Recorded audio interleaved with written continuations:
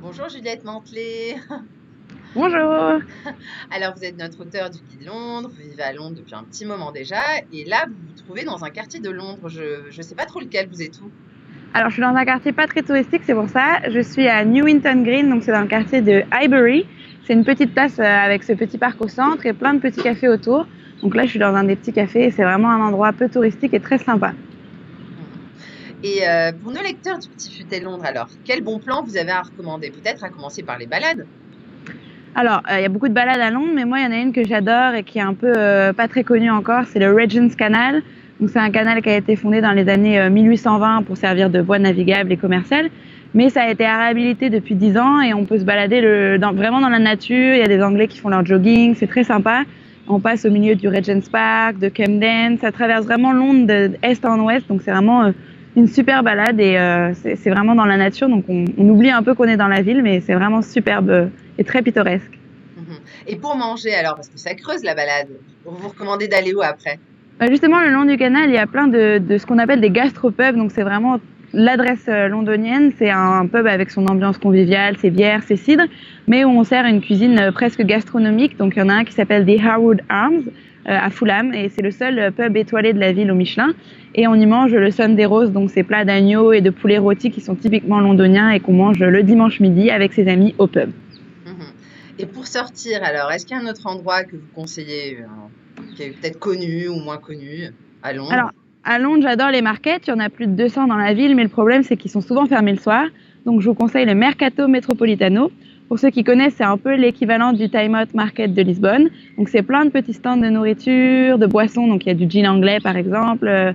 Il y a de la nourriture de tous les pays du monde et on partage des tables avec les gens. Donc, c'est l'occasion aussi de discuter, de se rencontrer. Et comme c'est un market, c'est vraiment pas très cher. Donc, pour un vendredi soir à Londres, c'est vraiment une super adresse, très vivante. Mhm. Et comme autre endroit de sortie qui soit peut-être pas trop cher, parce que c'est vrai que Londres, dès qu'on sort, qu'on boit un verre, ça revient un peu cher. Est-ce que vous avez une astuce? Alors, c'est pas un endroit, mais c'est les restaurants qui s'appellent BYO, ça veut dire Bring Your Own. C'est en fait des restaurants qui n'ont pas la licence pour servir de l'alcool parce qu'elle est un peu plus compliquée à Londres. Mais du coup, on peut aller acheter en fait sa bouteille de vin ou sa canette de bière dans le supermarché d'en face et aller dîner là-bas. Donc ça fait une ambiance un peu marrante et on paye moins cher vu que du coup on ne paye pas de consommation d'alcool. Donc du coup, c'est vraiment un bon tip. Il y a une liste en fait en ligne de toutes les adresses BYO de Londres et c'est vraiment un truc à faire et très typique de Londres aussi. C'est un site internet qui s'appelle. Il y a une liste, si vous tapez restaurant BYO de Londres, vous trouverez tout de suite, il y a plein d'adresses et elles se le mettent toutes en fait, c'est tout de suite clair si elles proposent ça ou pas. Oui, oui. Donc c'est BYO pour ceux qui sont Tout à pas fait, bilingues en exactement. anglais. Ok, Bring your own. très bien. Et s'il y avait, disons, un bon plan à retenir dans tous les bons plans que vous proposez dans le guide Petit Futé Londres, lequel ce serait pour vous? Alors, c'est un bon plan un peu connu, mais c'est toujours bien, c'est de monter donc dans un double-decker bus.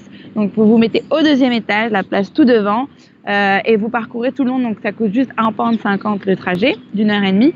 Et vous restez devant et vous allez voir tous les monuments défiler.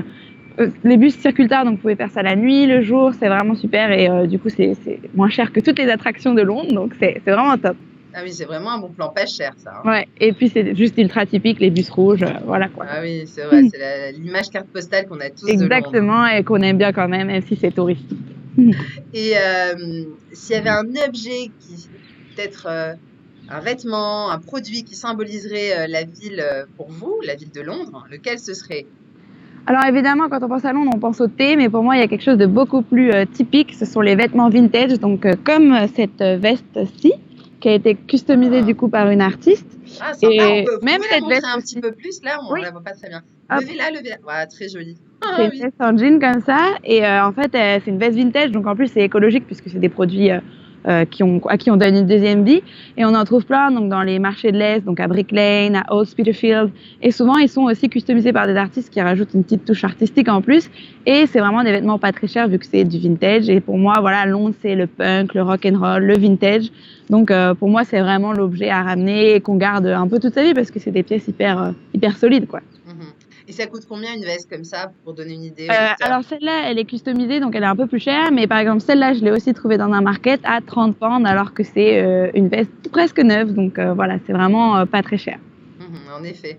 Bon, merci beaucoup Juliette Mantelet pour tous ces bons plans de Londres et à une prochaine alors. Oui, à bientôt, j'espère. Bye bye. Bye.